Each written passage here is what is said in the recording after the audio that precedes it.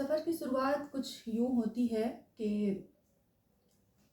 किताबें जो हमारे जीवन की एक ऐसी मित्र होती हैं। किसी भी किताब को उठा के आप देख लीजिए, जब भी आपने उसको पहले पढ़ा होगा और फिर जब काफ़ी समय बाद आप उसको खोलते हैं तो आपकी जैसे लगता है ना, एक पुरानी दुनिया में कहीं खो गए। और लोग तो ऐसे भी कहते हैं कि किताबों से बढ़ के कोई मित्र होता ही नहीं है। आप कहाँ तक सहमत हैं, ज़रूर बताइएगा।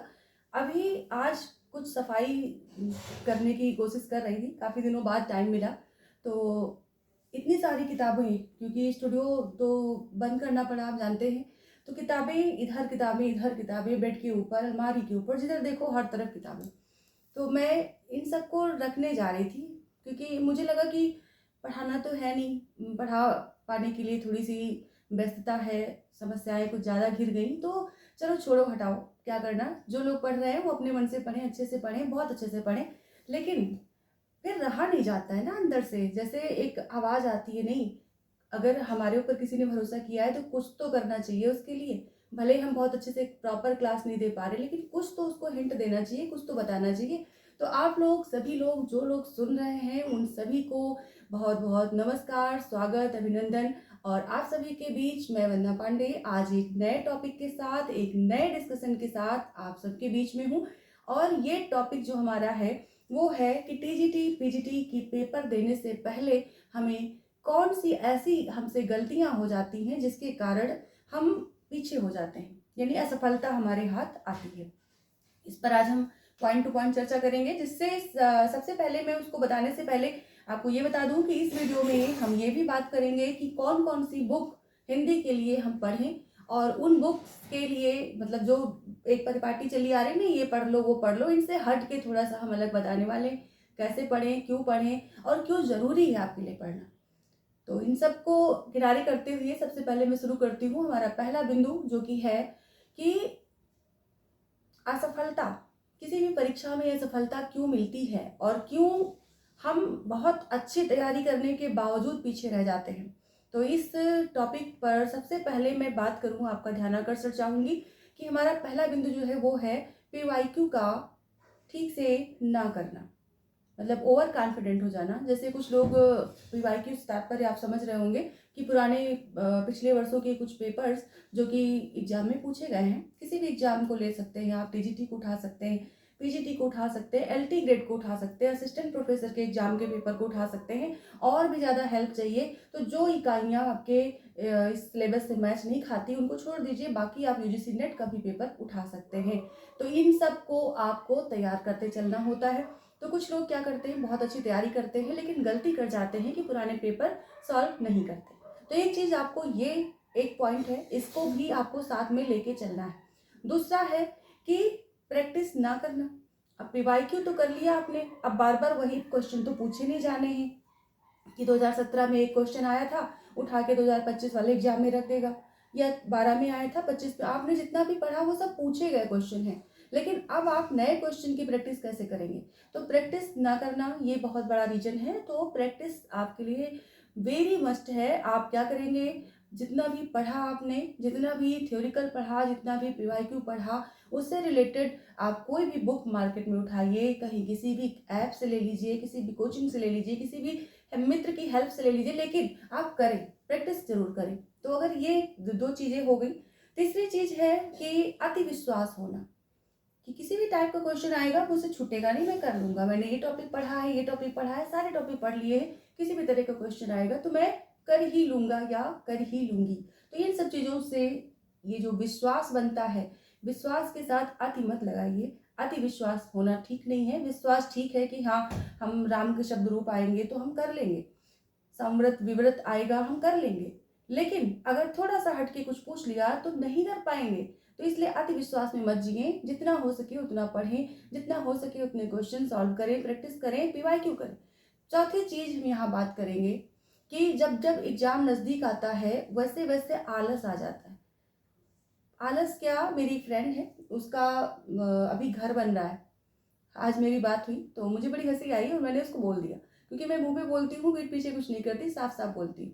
मैंने कहा इसी समय तुम्हारा घर बनवाना बहुत जरूरी था, एग्जाम को देखते हुए, मतलब पूरा टाइम तो घर बनवाने में लग जाती है, और उसके बाद में जब पढ़ाई की बात आएगी तो कहोगी थोड़े से रह गया, थोड़े से रह गया, तो ये मौका क्यों दे रहे हो, बार बार क्यों दे रहे हो। तो उसको भी मैंने डांटा है, समझाया है। और वही चीज़ मैं आप लोगों के साथ कर रही हूँ कि अगर किसी भी चीज़ में अगर आप पार्टिसिपेट कर रहे हो, किसी ऐसे बड़े काम को आपने ठान लिया जो अभी इस समय ज़रूरी नहीं था, फिर भी कर लिया, तो उसको किनारे कर दीजिए। पार्टी फंक्शन में जाना अवॉइड कर दीजिए, कोई भी चला जाए परिवार सदस्य, आप छोड़ दीजिए। और दूसरी चीज़ जो है, जितना भी समय नज़दीक आता जा रहा है उतने समय को जितना ज़्यादा हो सके पढ़ाई करें। आप बहुत सारे इंस्पिरेशन वाले वीडियोस देखते होंगे जिनमें कुछ हाउसवाइफ हैं जो कि 3 बजे का अलार्म लगा के उठ रही हैं, 3:15 का लगा के उठ रही हैं, 3:30 से पढ़ना शुरू कर रही हैं, अपने रूटीन को शेयर कर रही हैं आप तक। कुछ लोग ऐसा भी कर रहे हैं, नहीं कोई मोटिवेशन दे पा रहे हैं तो अपने टाइम रूटीन को दिखा रहे हैं जिससे आप कहीं ना कहीं से मोटिवेट हो जाए और पढ़ाई करना शुरू करें। चौथी चीज़, पांचवी चीज़ पे बात करेंगे। पांचवी चीज़ की जैसे जो भी ऑथेंटिक बुक हैं, जो भी टेक्स्ट बुक हैं, उनको ना पढ़ना। जब हम अति विश्वास में आ जाते हैं कि इन्हीं इन्हीं किताबों से क्वेश्चन पूछे गए हैं बार बार, तो हम टेक्स्ट बुक को ना पढ़ें। तो टेक्स्ट बुक पढ़ने में समय जाता है, तो समय बहुत है, समय इतना है कि अगर आप एक किताब चाह लेंगे ना, तो मैं बता दूं, अगर आप एक किताब चाह लें, जैसे मेरे हाथ में ये वस्तुनिष्ठ हिंदी है पुनीत कुमार राय जी की, ऐसा कोई हिंदी का विद्यार्थी मुझे नहीं लगता जो कि इस फील्ड में तैयारी कर रहा है उसके पास ये बुक ना हो। अगर मैं कहूँ कि इस बुक को आप कितने दिन में ख़त्म कर सकते हैं, तो आपका जवाब होगा अरे बहुत बड़ी है, मतलब काफ़ी है, इसमें महीने भर लग जाएगा। लेकिन महीने भर उनको लगते हैं जिनको सिलेक्शन नहीं चाहिए होता है, महीने भर उनको नहीं लगते जिनको सिलेक्शन चाहिए होता है। आप इसको टारगेट बनाएं, अगर आप 100 पेज भी अगर लेके रखते हैं, मतलब 50 पेज भी अगर दिन में पढ़ रहे हैं, तो कितने पेज की बुक है, 394, 400 पेज की बुक है। 400 पेज यानी कि 50, 100, 200, 4 और 8, मैं मान लेती हूँ 10 दिन में आप इसको खत्म कर देंगे। ठीक है, 10 दिन में जब आप ये बुक खत्म कर देंगे तो आपके अंदर जो आत्मविश्वास बढ़ेगा ना, उसकी कोई कल्पना भी आपके अंदर जरा सी भी नहीं है। तो इस चीज को ध्यान रखें। अब जितने भी टेक्स्ट बुक है, अब इनको पढ़ लिया, लेकिन टेक्स्ट बुक नहीं पढ़ते। टेक्स्ट बुक में हम किसको किसको पढ़ें, डॉक्टर नगेन को पढ़ें, आचार्य रामचंद्र शुक्ल को पढ़ें, या हजारी प्रसाद द्विवेदी को पढ़ें, या बच्चन सिंह को पढ़ें। तो आजकल तो पूरे बुक को भी पढ़ने की आवश्यकता नहीं रह गई है। हर कोई एक कंटेंट बांट रहा है, फ्री में बांट रहा है, एप्लीकेशन पे बांट रहा है, या बुक में बांट रहा है। उसको उठा करके अंडरलाइन करते जाइए, अपने पास नोट्स बनाते जाइए, ई बुक में ले लीजिए, कहीं से भी ले लीजिए, आराम से पढ़ते खत्म कर सकते हैं बिना कोई टेक्स्ट बुक पढ़े। तो क्यों इतना सर दर्द लेना कि नहीं टेक्स्ट बुक ये बहुत बोरिंग है, नहीं पढ़ते बनेगा, 800 की पेज बुक ये है, रामचंद्र तिवारी जी की बुक उठा लीजिए, कुछ मेन टॉपिक आपके वहां से क्लियर हो जाते हैं। तो ये सब चीज़ें थोड़ी सी आपको भूमिका बनानी पड़ेगी। ये नहीं है कि आप बस सोचिए कि हाँ कहाँ से रह गया, कैसे रह गया, ये असफलता कैसे रह गई। तो इन सब चीज़ों को आपको खुद से ही खंगालना है, खुद से ही ढूंढना है कि मेरी कमी कहाँ रह जा रही है। अगला बिंदु है कि धैर्य ना होना। जैसे पढ़ने बैठते हैं तो मोबाइल की तरफ ध्यान चला जाता है। अब मोबाइल तो है ही ऐसी चीज़ कि आपका पूरा पूरा समय बर्बाद कर सकती है। क्या करना है, सिर्फ ऐसे ऐसे स्क्रॉल करते जाना, या अंगूठे से या उंगलियों से टाइम चला जाएगा, आपका जितना भी डाटा है वो भी खत्म हो जाएगा, आपका जो टाइम है वो भी खत्म हो जाएगा। तो धैर्य नहीं रखना मतलब आप अपने पैरों पे कुल्हाड़ी मार रहे हो। एक तो धैर्य ये ना रखना कि कोई पड़ोस में आया है, बात कर रहा है, उससे मुझे डिस्टर्ब हो रहा है। अरे पढ़ने वालों के लिए तो ढोल नगाड़े भी बज रहे होते हैं, इस बीच में भी पढ़ लेते हैं, उनको कोई डिस्टर्बेंस नहीं होता। जिसका मन वहां पे लग गया, जिसका मन एकाग्र हो गया, उसको कोई डिस्टर्बेंस नहीं होता। तो आपको क्यों हो रहा है। दूसरी चीज की जब आप पढ़ लेते हो, उसके बाद जब आपको प्रैक्टिस करनी होती है, तब अंदर अंदर धैर्य नहीं, फटाफट आंसर देख करके टिक लगाने की एक जो बीमारी है वो सबके अंदर होती है। और उससे जो है आपका जो ध्यान है, जिससे कि आप अच्छे से प्रैक्टिस कर सकते थे, तैयारी कर सकते थे, वो भी आपका गलत हो जाता है। यानी कि एक तरीका, ये जो सही तरीका था उसे भी आप गलत ठहरा देते हो। तो इसलिए धैर्य होना बहुत जरूरी है। परीक्षा के दरमियान भी सबसे बड़ी चीज जो आपके पास, सबसे बड़ी जो आपकी ताकत होती है वो होती है धैर्य। बहुत धैर्य से आपको प्रश्नों को पढ़ना चाहिए, बार बार उसको समझना चाहिए, कम से कम 2 बार उन प्रश्नों को जरूर देखना चाहिए कि ये पूछ क्या रहा है, और उसके बाद ही उसका उत्तर देना चाहिए। तो ये धैर्य आपके लिए आपकी सफलता की सीढ़ी हो जाएगा, ना कि असफलता की। तो इन इससे बनाए रखें। अगली चीज की, एक चीज मैंने और नोटिस की कि बहुत सारी किताबों में खो जाना, बहुत सारे नोट्स की ओर भागने लग जाना, तरह तरह के लोगों से संपर्क करने लग जाना कि आपका कैसे हुआ, आपका कैसे हुआ। ये समय नहीं बचा है वैसे पूछने का। किसी का कैसे हुआ ये मत पूछिए, आपका कैसे होगा आप ये सोचिए। और सोचिए भी मत, आप अपनी जो दीवार है, जैसे मैं यहाँ बैठ के बात कर रही हूँ, मेरे सामने जो वॉल है वैसे तो मेरे सामने कैमरा है क्योंकि मैं आपसे बात कर रही हूँ, लेकिन जो आपके सामने जो वॉल है, स्टडी टेबल आपने जहाँ लगा रखी है, उसके सामने आप वॉल पर छोटे छोटे स्टिकर लगा दीजिए वहाँ पर, और ऐसे स्टिकर लगाइए जो आपको पढ़ने पे बिल्कुल मजबूर कर दे। ऐसे ऐसे स्टिकर लगाइए, ऐसे ऐसे कोटेशन डालिए, छोटे छोटे बिल्कुल स्लिप में इतनी बड़े बड़े पर्चियाँ बना करके आप दीवार पे अपने लगा लीजिए। तो इससे बड़ा तो कोई मोटिवेटर हो ही नहीं सकता। और सबसे बड़ा तो टाइम मैनेजमेंट।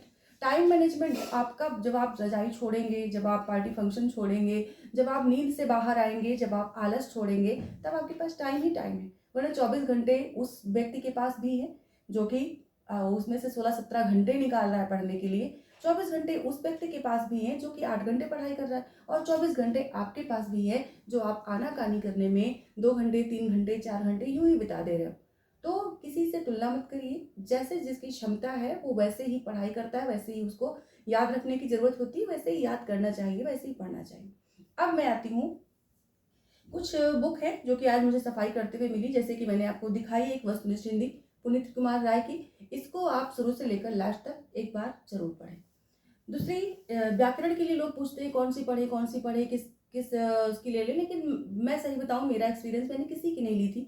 और जो भी एक आदित्य पब्लिकेशन की आई थी, ये सामान्य वस्तुनिष्ठ हिंदी, ये इतनी पॉपुलर है कि हर एग्जाम में, वनडे एग्जाम जितने भी होते हैं सब में ये लगभग सामान्य हिंदी इसमें से आ जाता है। तो ये मैंने ये मार्केट से ली थी, मुझे ज़्यादा जानकारी भी नहीं थी। दूसरी, ये मैं उस समय सीबीएसई बोर्ड में एक व्याकरण की बुक हिंदी में प्राची के नाम से थी, प्राची पब्लिकेशन की थी, हिंदी व्याकरण एवं भाषा बोधन। इसमें हम उन सारे टॉपिक, वो सारे टॉपिक मिल गए थे मुझे जो कि हमारे एग्जाम में पूछे जाते हैं। जैसे मैं आपको टॉपिक कुछ बता के देती हूँ कि भाषा से प्रश्न जो बनते हैं वो, लिपि, बोली, साहित्य, व्याकरण, वर्ण विचार, वर्ण से हिंदी वर्तनी का मानकीकरण, वर्तनी संबंधी अशुद्धियाँ, संधि, शब्द विचार, उपसर्ग, प्रत्यय, समास, विकारी शब्द जिसमें संज्ञा, सर्वनाम, लिंग, वचन, कारक, परिवर्तन, रूप परिवर्तन, और विशेषण, क्रिया, क्रिया विशेषण, काल, वाच्य, अब ये मतलब सारे व्याकरण के सारे टॉपिक आपको यहाँ मिल जाएंगे। आपको मैं ये नहीं कह रही आप ये बुक खरीदो, लेकिन मैं बता रही हूँ कि जो छोटी कक्षाओं में बुक्स चलती हैं व्याकरण की, जैसे 6, 7, 8 में आपके घर का कोई बच्चा पढ़ रहा है या पड़ोस में कोई पढ़ रहा है, उससे मांग लीजिए, तो मार्केट से कोई बुक व्याकरण वाली खरीद लीजिए। उसमें आपको इन सब चीज़ों के बहुत ही आसान तरीके में चीज़ें मिल जाएंगी जिनको आप पढ़ पाएंगे। जैसे विलोम शब्द, पर्यायवाची शब्द, समरूपी भिन्नार्थक शब्द, और ऐसे ऐसे शब्द इसमें होते हैं, यकीन मानिए, जो कि परीक्षाओं में, वनडे एग्जाम में पूछे जाते हैं, मिलते हैं। ये मेरा खुद का एक्सपीरियंस है, इसलिए मैं आप लोगों तक शेयर कर रही थी। तो ये बुक मैंने उठा ली कि इससे मैं कुछ वीडियोज बनाऊंगी, आप तक पहुँचाऊंगी। आदित्य पब्लिकेशन वाली हो गई। इसके बाद एक बुक ये दिखी मुझे, एलटी ग्रेड शिक्षक की टाइम मैंने ली थी, एलटी ग्रेड एग्जाम के टाइम में, एजीपी नोट्स। एजीपी के नोट्स वैसे नेट के लिए भी आते हैं, असिस्टेंट प्रोफेसर के लिए भी आते हैं, तो उसी में लोक सेवा आयोग के लिए निकालते हैं ज़्यादातर। तो हिंदी के लिए मैंने ये लिया था एलटी ग्रेड के लिए, जिसमें कि 70 क्वेश्चन हिंदी के थे, बाकी 30 क्वेश्चन उसके थे, जीके जीएस के थे। तो इसमें जो क्वेश्चन पूछे गए थे ये बहुत अच्छे लेवल के क्वेश्चन थे, और इतना टाइम मुझे नहीं मिलता कि मैं एक एक क्वेश्चन टाइप करके आप तक पहुंचाऊं, इसलिए मैं ऐसे मौखिक अभी आपको दिखा दे रही हूँ। हो सकता है कि आपके पास ये पहले से अवेलेबल हो, नहीं हो तो आप ले सकते हो। और एक टीजीटी का कोई भी प्रैक्टिस सेट मेरे पास ये है, इसका ये कौन से पब्लिकेशन का है मुझे नहीं पता, पब्लिकेशन इसमें कहीं लिखा नहीं दिख रहा है, लेकिन ये ऐसा ऐसा दिखता है, इस तरह का। तो ये वाला मैंने लिया था टीजीटी के लिए, और इसी का मैंने पीजीटी के लिए भी लिया था, और ये सब पूरा पूरा सॉल्व किया। मतलब इतना कुछ इसमें सब कुछ व्याख्यात्मक है, जो भी कुछ जितने भी क्वेश्चन दिए गए सब व्याख्यात्मक है, तो इनको भी सॉल्व कर सकते हैं ऐसे ही। तो जितना ज़्यादा आप पढ़ते जाएं उतने ज़्यादा क्वेश्चन इनमें से टॉपिक वाइज, और हाँ टॉपिक वाइज ज़रूर करें। टॉपिक वाइज के लिए जैसे आप टेस्ट देने बैठते हो, मतलब पढ़ के बैठते हो जब, तो उसके बाद आपको टॉपिक वाइज जो है वो नहीं मिल पाता है। इसके लिए एक बुक आती है मार्केट में, उनकी, उमेश तिवारी की। मैं किसी का प्रमोशन नहीं कर रही, मैं किसी का प्रचार नहीं कर रही, ये जिनसे जिनसे मैंने पढ़ाई की है मैं उनकी बात कर रही हूँ। उमेश तिवारी की एक बुक आती है, doctor Umesh Tiwari assistant professor हैं ये जेडीसी में, और इनकी बुक आती है वस्तुनिष्ठ हिंदी के नाम से, उसमें सारे टॉपिक वाइज जो है दिए हैं। वरना मैंने भी एक बुक उसी तरह से क्वेश्चन दिए हैं, 7000 क्वेश्चन बैंक है, हिंदी सम्यक समाधान के नाम से, उसमें करेक्शन बहुत है, लेकिन फिर भी क्वेश्चन मिल जाएंगे आपको। अगर आप सिर्फ आंसर पे डिपेंड ना रहे तो क्वेश्चन मिल जाएंगे। और जिन जो जो क्वेश्चन उसके गलत है वो सब यूट्यूब पे मैंने डाल रखे हैं, कहाँ पर क्या गलत है आप उसको भी देख सकते हो।